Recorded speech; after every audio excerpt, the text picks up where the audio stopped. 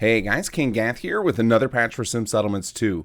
This is patch 3.3.3, which I'm calling another round, as in another round of bug fixes, because we were in desperate need of it, and we're going to keep going with these patches. We need to keep fixing up this mod, get out these little issues that you guys have reported. If you didn't see it previously, I do have a public posting of all of our known issues that we're tracking. That is at simsettlements2.featureupvote.com. You can go vote for the issues that you've got. And if you see that an issue you have is not there, you can post it on our forums at simsettlements.com, and we will investigate and try and get this up to date.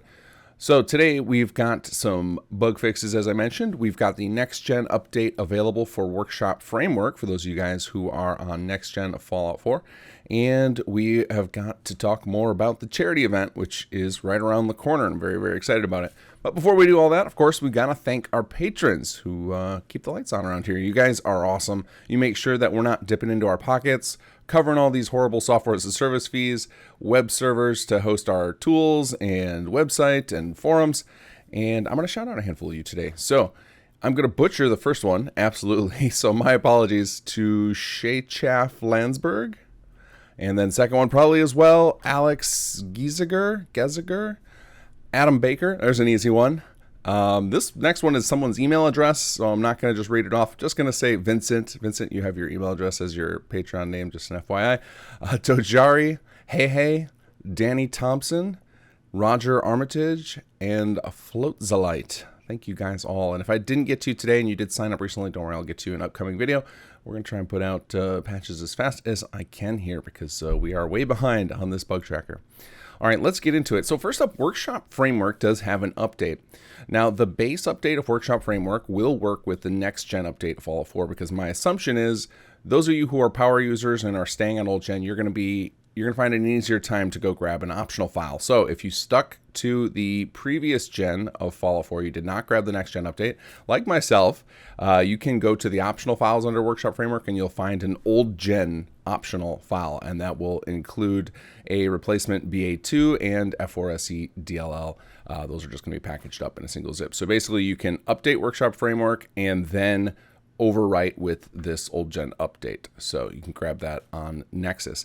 If you are downloading through Bethesda.net, you don't need to worry about this. You only need the next gen update because you couldn't download from Bethesda.net without it. So you don't have to worry about this. But PC users who are using F4SE, who are on the previous generation, who didn't update to the next gen, you're going to want to grab this optional file for Workshop Framework. And this file, the DLL for Workshop Framework, what it does is it allows for the power lines to be run by Workshop Framework layouts and Sim Settlements city plans, and also for Workshop Framework to export your layouts. So if you were using F4SE and noticing that those weren't working, this will resolve those issues for you.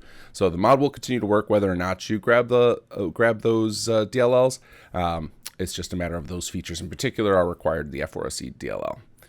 All right, then we've got lots of fixes for Sim Settlements 2. You're going to want to check out the full patch notes. I'll have those linked below. The two big ones that I wanted to mention that I know a lot of people have trouble with, one are the persistent dead bodies. So after you get into Chapter 3 and you start getting into some of the war mechanics, you may have found that some of the gunners you killed are just strewn about your settlement basically forever.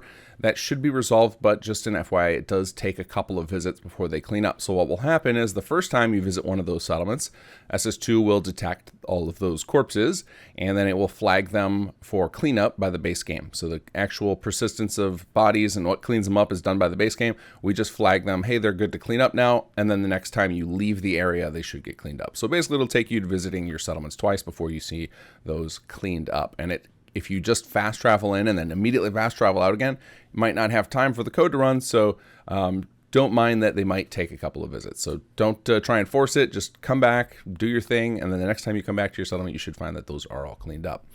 The other big one that people were running into was HQ room layouts not being changeable. Instead, you would change the room layout, and then it would just get stuck in your department's task list forever.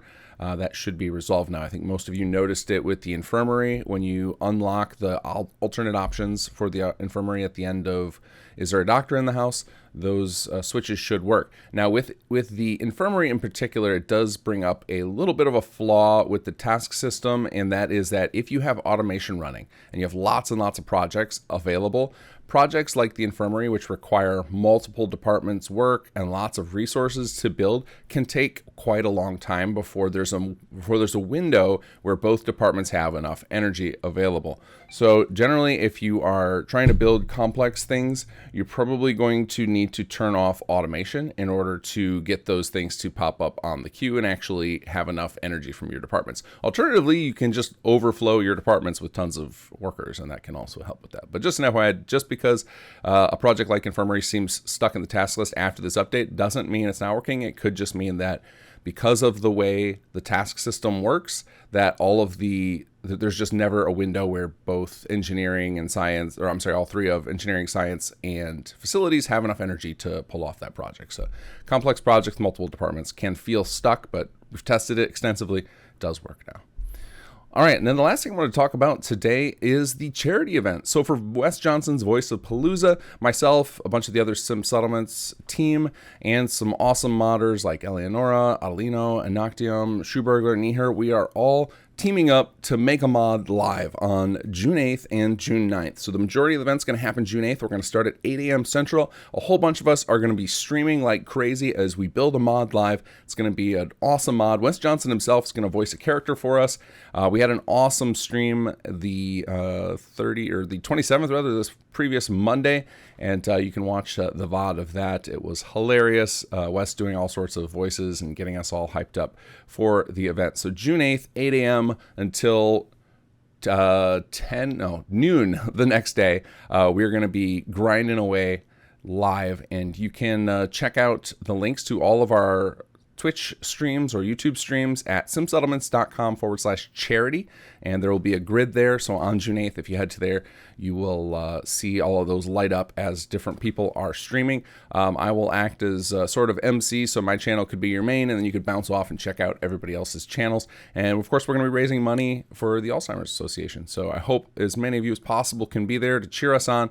And then on Monday, the Monday following that at 9 p.m. Central, Gophers, once again, just like he did last year, going to do the premiere playthrough. He's going to play through the mod, and then I'm going to try and get myself and Wes on as a kind of background voice chatter to watch him and discuss it with him before and after. So that's going to be a lot of fun. So June 8th, big event where we build the mod, and then on the 10th, you can watch it played for the first time, and we will, of course, release it to all of you to play as well for free. All right, guys, take care and enjoy the mods.